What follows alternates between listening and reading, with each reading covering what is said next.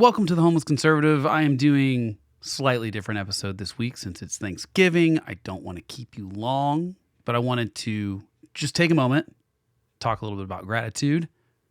My wife starts laying out the groundwork for this fight that we have every year at some point in October, it feels like. And this year, pretty sure it's still 90 degrees outside the week of Halloween here in Oklahoma when she started trying to incept the idea that we should decorate for Christmas before Thanksgiving this year, which is always the fight with us because I prefer my Christmas after Thanksgiving.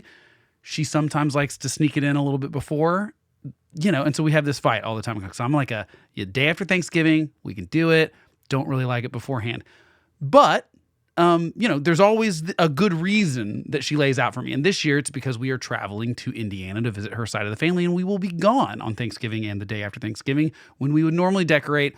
And we couldn't possibly decorate 3 days into the Christmas season on Sunday when we get back. That would be ridiculous. And I'm sure 8-pound, 6-ounce baby Jesus would be really upset about the delay on celebrating his birthday. So, as I said, I would prefer zero Christmas decorations, zero Christmas music, none of it. I don't want any of it until the day after Thanksgiving. And my kids think I'm Scrooge, and they accuse me all the time of not liking Christmas. They even attempt to guilt me by saying their desire to decorate and listen to Christmas music early is because they love Jesus more than me, which is not cool. My kids are already being manipulative like this. They're little Pharisees. But it's not true at all. I really do. I love Christmas. I want it in its proper place. You psychopaths that decorate for Christmas like the day after Halloween, I don't understand how you do 2 months of Christmas. That's a full 1/6 of the year. I'm not into that. Okay, you do you. That's fine. But I will judge you. Okay. Yes, but the day after Thanksgiving, let's do it. Okay, let's get the lights. Let's get the music going. Let's get Mariah Carey that kitchen remodel that she wants. I'm all for it. Okay, but when I'm at Target on November 7th and I'm hearing Wham! Last Christmas, it puts me in a sour mood. I'm just being honest. I did see a good tweet that was basically like, hey, for y'all complaining about Christmas music being in Target right now, maybe y'all need to write some Thanksgiving bangers. It's fair. That's a fair point. So I'm sure you can guess how the fight or the argument goes between my wife and I, because I lost, of course. I always lose. We ended up putting up the tree and the lights and the Christmas scented candles and the Santas and the wreaths and several nativities, all of it, a week and a half ago. Okay. A week and a half ago. So way before Thanksgiving. And admittedly, I do like the Santa cookie jar that's full of Trader Joe's chocolate mint cookies right now. That's a perk, I suppose. And I did convince her that we would not put the ornaments on the tree until we get back. That seems like a fun thing to do in the actual Christmas season with the kids. So it just has the lights and the what else do you put on the trees? The stringy stuff? Garland, is that what that is? I don't know. I don't know what any of these things are, but we'll save the ornaments. So there's I got one little thing. This is how she convinces me that I got to win. It's not really true. But the reason, look, I love Christmas. I love celebrating it. I love all of it. However, Thanksgiving is a really, really good holiday. It's our only non-commercialized holiday in America, and it predates our country's existence. And so I just think that that's worth celebrating, and it's worth taking some time, spending it with friends and family, and eating a meal, not going to the mall on Thanksgiving Day. That's the worst. That's the worst development in the last decade and a half or so is we had Black Friday always the day after Thanksgiving, which I tended to avoid even before I worked in retail. And then it was my life for a while. But I certainly hate the idea of going to a store on Thanksgiving night.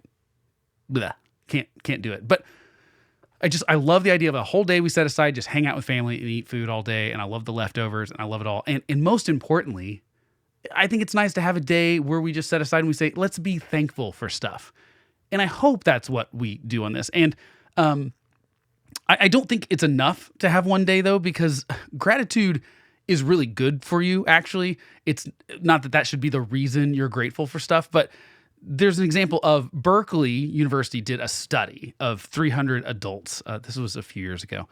was mostly college students. All the participants were seeking some sort of mental health counseling at the time, and so the majority of these struggled with issues related to like anxiety and depression. So they're seeking out mental health counseling, and in the process, they gathered some of these people that were seeking mental health counseling and said, "Hey, could you be part of this experiment with us?" And so they split them into 3 random groups, and all 3 groups received counseling services as they were signing up for. But one group was in 1/3 of the students, and there were other adults too, I guess. One group was instructed to write one letter of gratitude to another person once a week for 3 weeks. So they write 3 different gratitude letters, and they were told up front that they didn't even have to give the letter to the person that they wrote it to. So this is just writing out like why you're thankful for someone.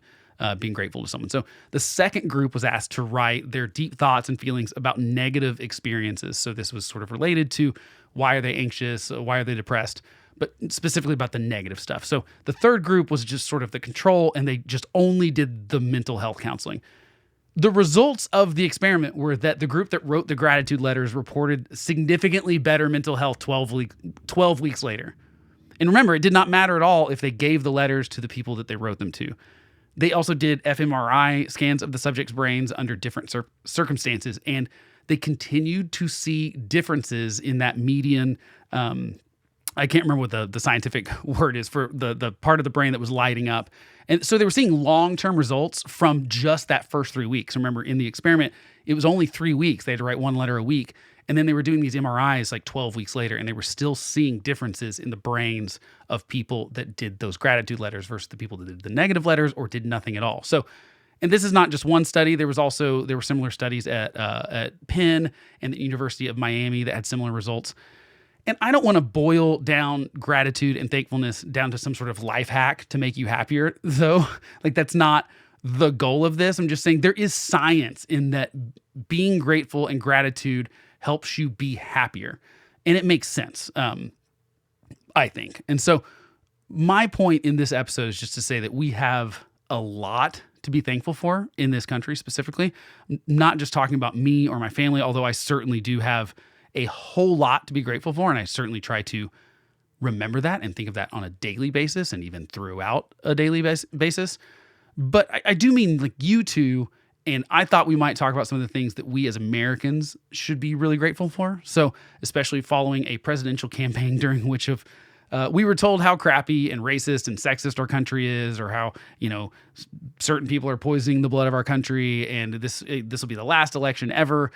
I don't want to talk about politics in this episode because what I want to do is just bring up a few things that I think we should be thankful for.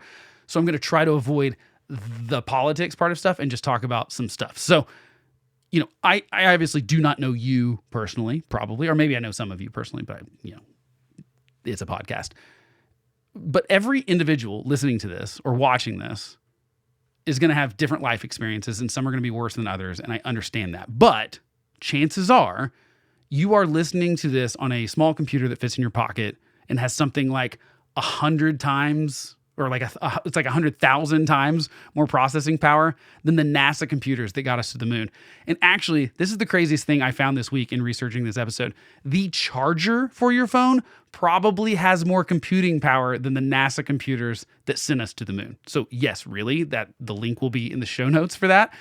Some of these new USB-C chargers that are actually having to have some smart stuff to know when your battery's at a certain capacity to turn off, those have more computing power than the navigation systems that we went to the moon with. That's mind-boggling, okay? Because that was just a little over 50 years ago. So that device that you're listening to this on, like iPhone, Android, probably an iPhone actually, you might even be listening to it on wireless AirPods that you just click and then you put in your ear, and it's great, and you can drown out the noise around you. So anyway, that device allows you to access basically all of the information in the world. So all of our knowledge and everything, you have access to all of that. And it's replaced scores of other devices, cameras and calendars and wallets, TVs, DVD players, paper maps, record players, CDs.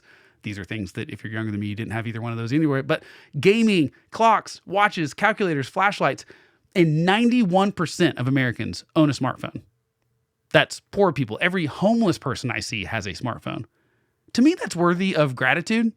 FaceTime alone is such a great way to communicate with our family and friends who live out of state. I really can't imagine that my kids' relationships with their grandparents that don't live in the same state of them would be the same without something like FaceTime. They get to talk to their grandparents and aunts and uncles in Indiana on a almost daily basis because of that technology. I think that's a cool thing. Part of the reason we all have smartphones is because we are an incredibly rich country. Our poorest state, which is Mississippi, has a higher gross domestic product, which is a measure of the total value of the goods and services produced within that state or country normally. But we're looking at the GDP of just Mississippi. It has a higher GDP than the UK, France, Italy, and Japan. Our second poorest state, which is West Virginia, has a higher GDP than Canada and Germany. These are our two very poorest states in this entire country, and they have a better GDP per capita than all of our allies in Europe and Japan. And like, that's pretty crazy, right? Again, like smartphones, 91% of the country have one or more cars. Need cars in this country because we drive a lot. It's pretty incredible that we can drive across this entire country. And we hear about the middle class shrinking in this country constantly, but there's kind of an important caveat to that is that the reason why it's shrinking, and here's a graphic in case you are watching it, the reason it is shrinking is because the middle class is moving into higher income brackets. So yeah, if you're watching, this is a chart, 54% of households were considered middle income or $35,000 to $100,000 in 1967. That's using today's dollars, looking back to 1967. And this is actually from 2022, so it's really 2022 dollars. But by 2022, only 39% of households were in that middle income group because the high income group, those who are earning more than $100,000, increased from 13% in 1967 to 37% of the country in 2022. In case you are wondering, the low income group shrunk from 32% to 23% in that same time frame. So maybe we need to retool what we consider middle class, but it's pretty clear that almost everyone is richer in America today than they were 50 years ago. I think that's a good thing, right? Some other things that have happened in the last 50 years specifically, our incomes have increased 150%. The average home size has increased by 60%. We live in way bigger houses than we did 50 years ago. Life expectancy has increased by nearly 10 years over the last 50 years. A few other things you may have noticed. We essentially have everything on demand now. We've got streaming, we've got fast food, we've got food delivery, we've got 2-day shipping nearly across the board thanks to Amazon and everyone having to compete with that. I can basically order anything and it's here really quickly. Some stuff I order right now and it would be here in a few hours. That's pretty cool, I would say. We've got ice. I know that sounds like a silly thing, but I love chewing on ice. I really don't understand why European countries are okay with room temperature beverages. I assume they have the technology. I assume they know how to make ice. I assume they know what the freezing level is. Although, I mean, it's actually really easy for them in Celsius. It's just 0. That should be very easy to measure. But they don't have ice. I like having ice. Something I'm grateful for. But like money's not everything. I realize that all these things I've just rattled off are all monetary and based on wealth and stuff. You know, because money can't buy happiness. Even rich people are miserable bastards sometimes, right? But there's some uniquely American things that I think we should be grateful for, or at least I'm grateful for, and I think you should be too. So we've got a Constitution and a Bill of Rights. It's the oldest Constitution in the world. You've got the right to free speech. You've got the right to freely practice any religion you want. No one's going to come knocking at your door to make sure you're not a secret Christian or Muslim or something like that. We can talk about religious discrimination, but until you read stories about what happens in other countries, like you are not allowed. There are people in China, pastors that have been in jail for decades because they're Christians and they claim they're spies and things like that. That's not happening here. That's a good thing, something we should be grateful for, and that's something we should be better at tolerating, probably. We've still got room for improvement without a doubt, but you know, that former, like Bill of Rights does not exist in places like Canada or France or England or Germany, any of these places that we think would be like allies and good places to live, but like they don't have a Bill of Rights. They do not have something that says these are God-given inalienable rights that the government cannot take away from you. The government did not give you these rights. Our Constitution says that God gave you these rights. Therefore, government cannot intrude upon them. That's different than anywhere else in the world. No one else has that written down. The latter, you know, talking about the right to freely practice your religion, like I said, that does not exist in Russia. Does not exist in China. It doesn't exist in North Korea or really anywhere in the Middle East outside of Israel. Like, I'm like I said, trying not to get into the politics of stuff, but if you want to freely practice a religion other than being Muslim, and really within a lot of the Middle East, you have to be a very specific kind of. They're Sunni, they're Shiite. You got to be the right kind of Muslim, even in some of these places. Okay, so freedom of religion is just something that I think we take for for granted in the United States. I think it's really important. So you've got the Second Amendment, even if you don't like it. You've got the right to a fair trial. You've got protections from cruel and unusual punishments in those trials. We've got a system of checks and balances that for nearly 250 years has mostly worked. Obviously, there are some exceptions. There's some people that have certainly tested the limits of those checks and balances, but they've worked. We're a country that's built on the rule of law. We say that we write things down. We say that this is the law. It's written down so that everyone can see it, everyone can understand it, and then everyone has to follow it. Is that system perfect? Of course not. But it's much better than just a dictator that gets to say, well, today this is illegal, or I've decided that's illegal, right? We've got equality under the law. Let's not confuse equality with equity. That's a whole episode by itself, but we've got equality under the law in the sense that you have to follow the same laws that I follow. Take away municipalities and states and things like that. But assuming you live in the same place I do, the same law applies to you as it does to me. We have every kind of climate and terrain found on Earth in this one country. We've got mountains, we've got deserts, we've got plains and hills and beaches and oceans and lakes and rivers and everything in between. Some of those are preserved in national parks for us to enjoy, which I am grateful for. Probably the best thing old Teddy Roosevelt did. We are incredibly blessed with an abundance of natural resources. We have oil, we have gas, we have farmland, we can plant all sorts of things here. We export a ton of that stuff because we can produce more food than we actually even need in this country. It's a good thing. People all around the world benefit from our ability to grow different things because we've got so many different climates here in the United States. We export a lot of that stuff. So that's not even just good for our country. It's good for poverty and hunger worldwide. And, beyond the things that are related to the wealth of our country, let's talk about how much things have just improved. We talked a little bit about looking back 50 years a second ago, but 100 years ago, in 1920, or roughly 100 years ago, the child mortality rate, here's another graphic for you. The child mortality rate was 185 deaths per 1,000 children under the age of 5. So nearly 1 in 5 kids would die before their 5th birthday 100 years ago. And literally some parents did not even name their children during the first year because they died so often. There are all sorts of death certificates and burials that are infant child. They don't even have a name yet.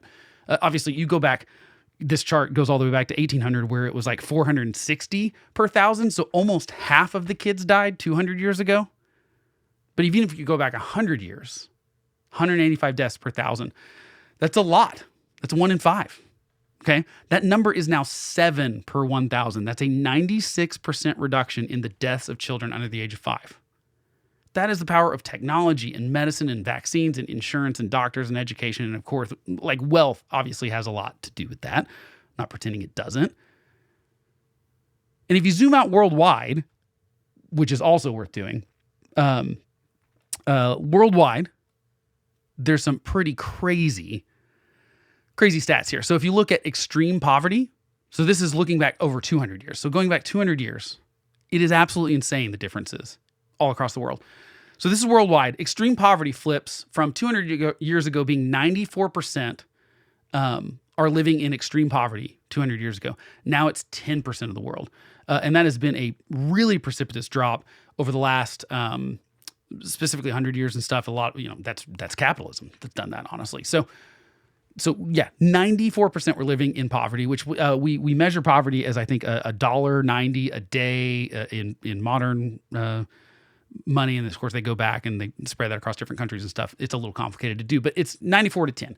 Basic education, 17% had it 2 centuries ago. 86% have basic education now. Literacy went from 12% 200 years ago to 85% now. This is all worldwide, remember? 200 years ago, 1% of the world's population lived in a democracy, and now 56% do. That's a big one. Vaccines, we obviously did not have any of those 200 years ago, but now 86% of the world is vaccinated against diphtheria, whooping cough, and tetanus. Those are just those three things specifically. That's pretty good.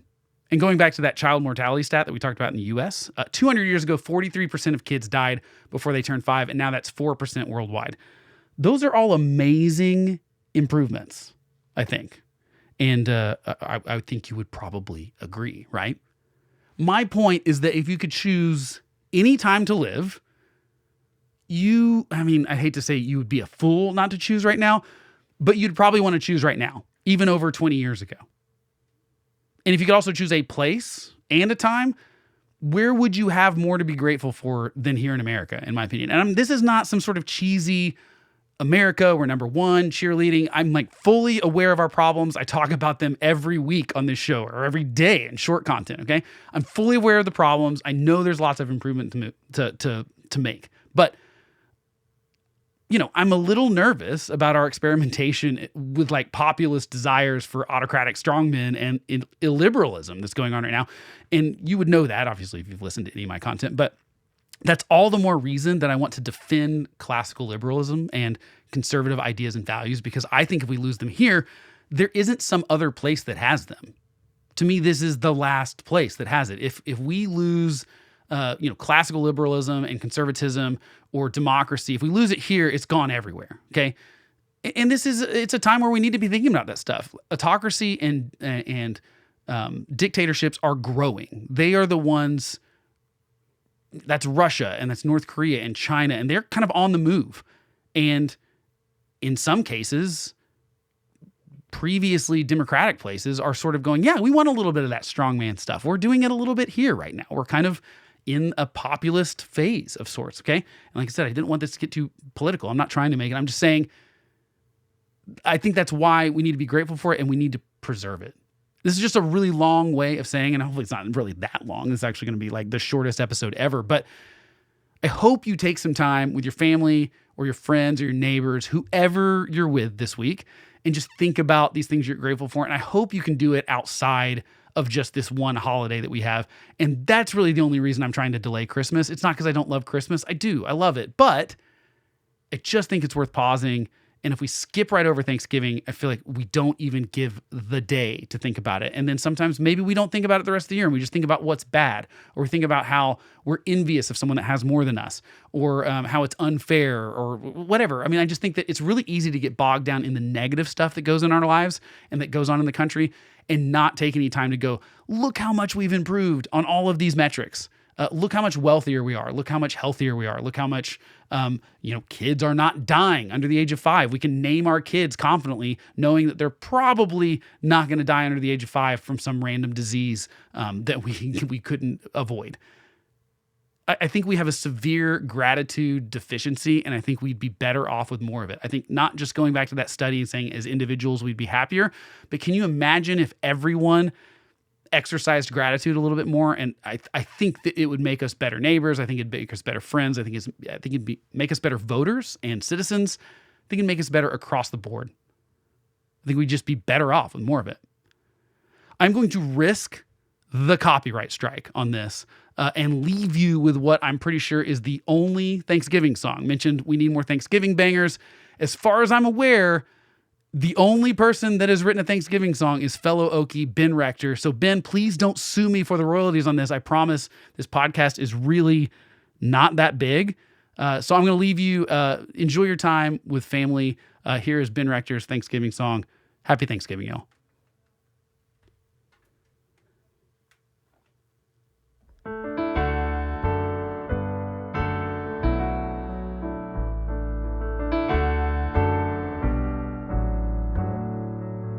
Familiar highways, lined with leaves turn brown, making my way back into my hometown.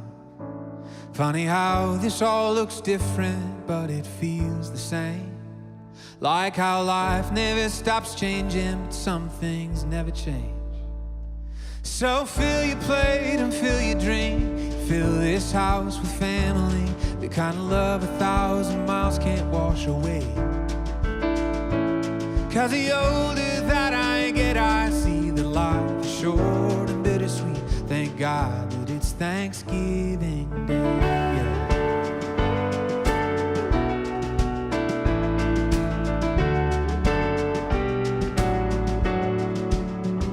Watching football, watching families grow.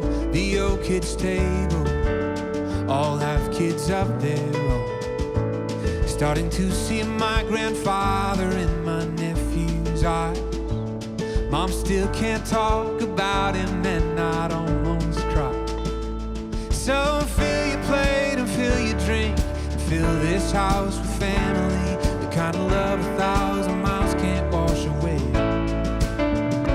Because the older that I get, I see that life is short and bittersweet. Thank God for this Thanksgiving Day.